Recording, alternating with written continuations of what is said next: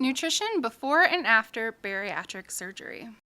Some considerations prior to surgery is that we look for move participation for at least 3 months. Demonstrate commitment to change regarding eating, activity, and following recommendations. We look for weight maintenance or gradual weight loss, and we encourage tracking food and behaviors. Surgery requires lifelong dietary change, which is why we like to see these changes made prior to surgery to show that you will be successful post-op. We also look at your nutritional health before surgery. We'll have you do bariatric labs to look for any deficiencies so that we can work to correct those prior to surgery. Surgery for obesity increases deficiencies through eating less food, eating different foods, and through digestive and absorption changes, as well as possible dumping syndrome.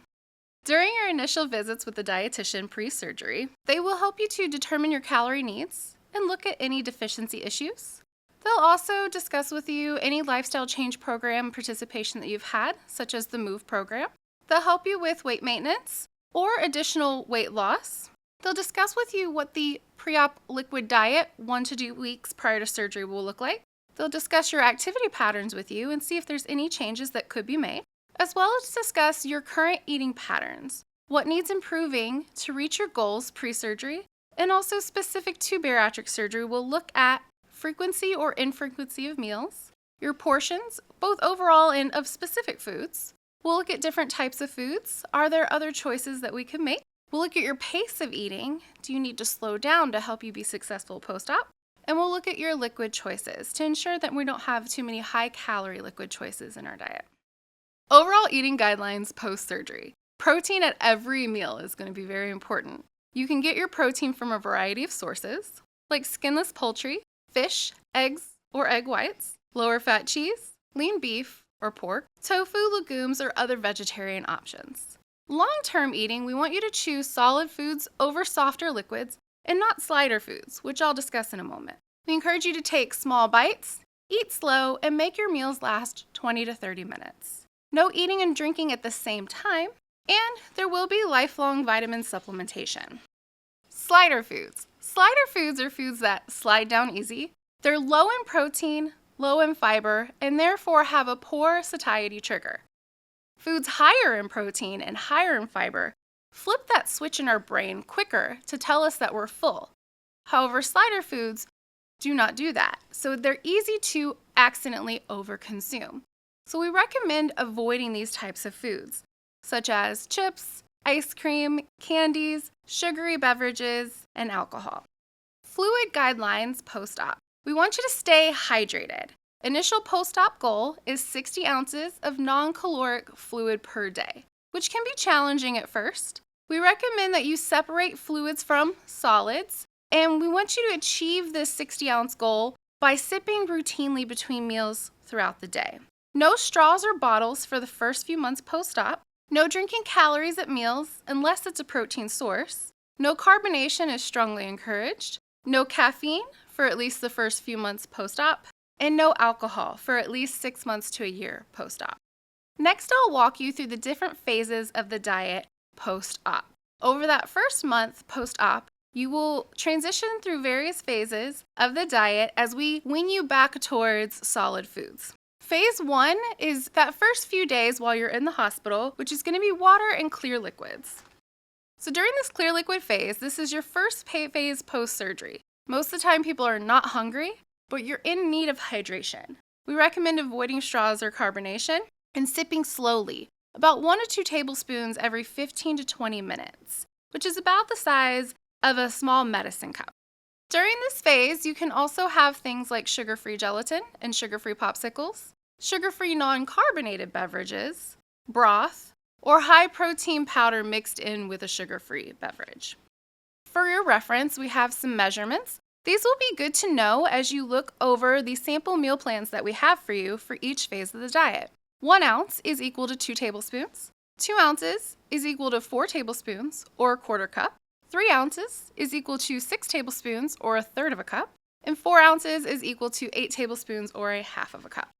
On this slide, you can see the sample meal plan for the clear liquid diet. This will help you to know how much you can consume at this time, which is an average around 3 ounces per setting. And we want you to separate things hourly. This helps you to understand the frequency that you'll need immediately post-op, since you'll only be able to take in such a small amount in one setting. It'll also show you how to alternate between water and more of what we call your food source during this time, which may be your protein shake or your sugar-free gelatin or your broth. The next phase of the diet is your clear to full liquid phase. This is the phase that you'll start when you get home from the hospital and will continue for 1 week. During this phase, hydration always remains a concern. We want you to continue to sip clear, sugar-free fluids, separate solid food from liquids. Your daily fluid total should be around 48 to 64 ounces, or 6 to 8 cups per day. We recommend that you introduce one new food at a time, and during this time, you'll be able to consume anywhere from 4 to 6 ounces in one setting. During this phase, you can also have things like non-fat milk or plant-based milk, sugar-free pudding or custard, sugar-free blended yogurt, strained clear or lower fat cream soups, strained cream of wheat cereal, sugar-free breakfast drinks with added protein powder, or canned tomato or vegetable juice. Low sodium is preferred. Again, we have a sample meal plan for you for this phase of the diet, which continues to show you how you should separate things throughout the day, what your frequency should look like, and your amounts. Now, instead of 3 ounces per setting, you'll be able to do 4 to 6 ounces per setting. But again, we want you to continue to alternate that water with more of your solid foods, such as your protein shake or your pudding or your low-fat cream soup. Phase 3 of the diet is pureed and very soft, and this will take place over weeks 2 to 3. You'll start with pureed in week 2 after you're home from the hospital, and into week 3 you'll go into more soft foods. During these phases, we want you to eat your high protein meal component first, then your vegetables, then fruit or grains last. Now you'll be able to consume 4 to 8 ounces per meal time. We recommend that you continue to separate solids and liquids. Eat slowly, allow up to 30 minutes for meals. You may puree your own food or select baby food during this time. During this phase, you can have foods like soft fish, poultry or meat, eggs using a non-stick spray, pureed soft cheese, pureed soft fruit, or pureed soft vegetables. Again, we have a sample meal plan for you to help you understand this phase of the diet, how to separate those foods throughout the day, as well as timing and amounts for you. And then during phase 4 of the diet, this is your bariatric soft and general maintenance diet. This begins week 4 and is your ongoing lifelong diet post-surgery. Protein will remain important. You'll always want to have protein with every meal and snack post-op. Because this is a lifelong change in how you eat, you'll need to rethink how you eat. You're going to continue with small amounts. As you gradually work up, usually by this phase, people are able to consume around half a cup to 1 cup per meal, and they get more into a 3 meal a day pattern. We want you to maintain that hydration, continue to sip those fluids in between meals, and when you have your meals, your primary focus is protein. We always want you to consume your protein first, then vegetables, then your whole grains or fruit last. Calories are not a primary focus immediately post-op. The expected intake that we see around 3 months is less than 700 calories. The expected intake that we see around 6 months is less than 1,000 calories. And the expected intake that we see around 12 months is anywhere from 800 to 1,200 calories.